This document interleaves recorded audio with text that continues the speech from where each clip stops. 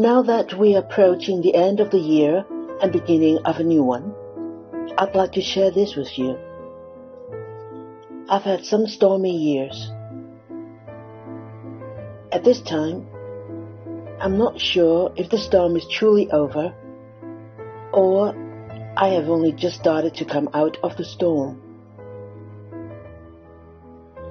If you have been bearing life's rain and storm like me, may I wish for us courage and faith to sustain and pull through and hope for a better year. Now, I'd like to share with you a paragraph from Haruki Murakami's novel, Kafka on the Shore.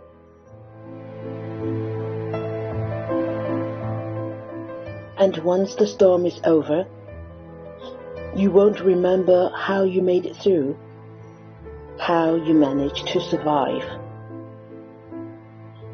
You won't even be sure whether the storm is really over.